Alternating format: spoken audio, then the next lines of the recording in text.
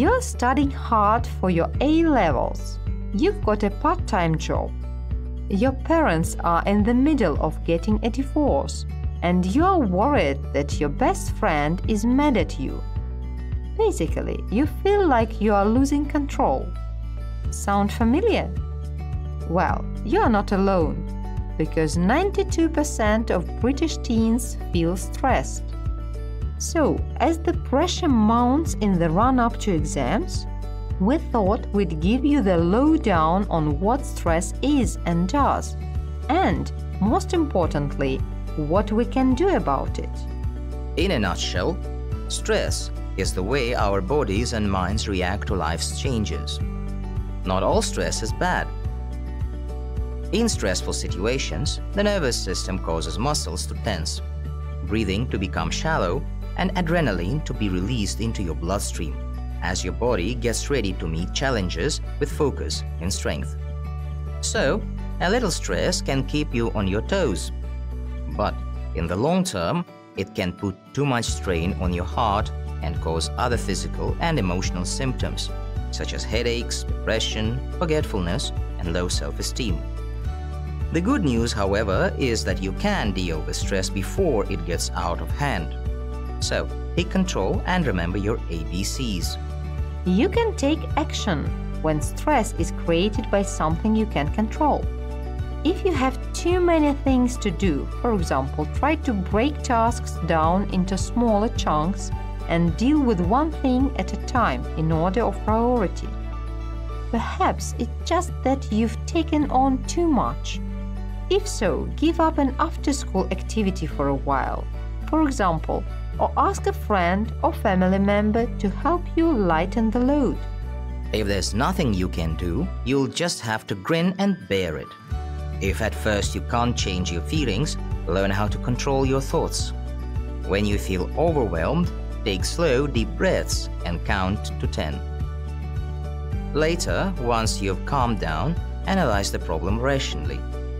Perhaps you could repeat a saying to help you accept your situation, such as "one day I'll laugh about this." Also, try to keep things in perspective and don't be too dramatic. Saying that you're pulling your hair out or that your workload is killing you will only make you feel worse.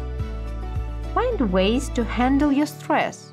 For a start, doing something relaxing, such as going for a walk or for a coffee with a friend, will help take your mind off the things that are bugging you.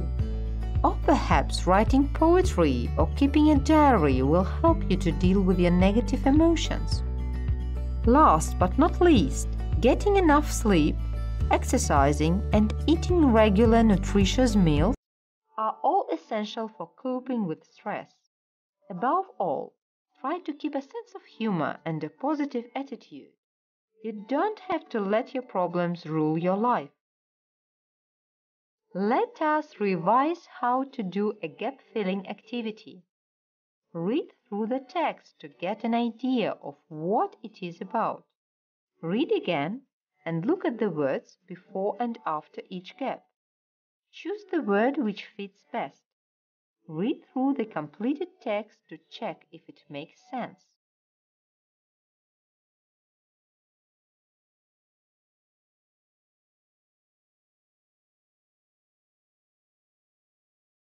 In the first gap, the right word is getting, as it is a part of the collocation to get a divorce.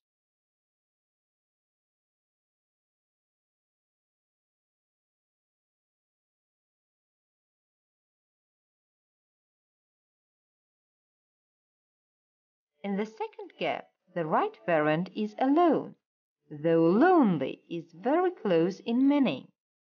Both the words go with the verb be. Yet being alone is a state of being. Loneliness is a state of mind.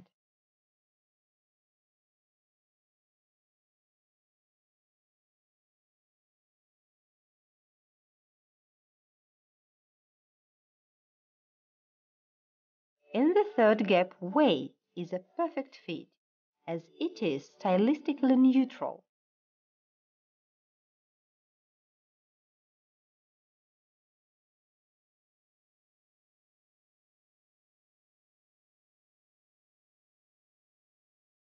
In this gap, the best variant is meet, as it combines with the preposition with.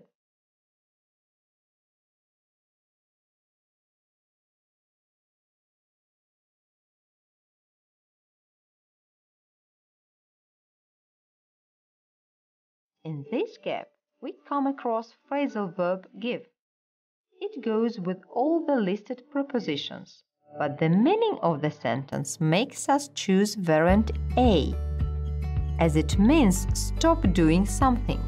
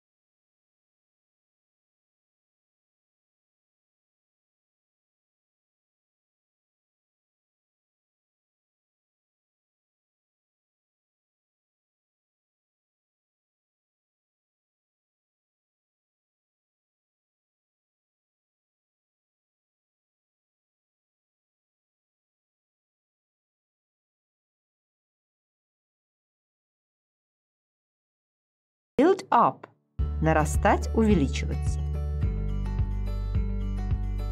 Give somebody a hard time – создавать проблемы, сурово обращаться с кем-то. Pay attention to the verbs describing different ways of speaking. Snarl – ворчать.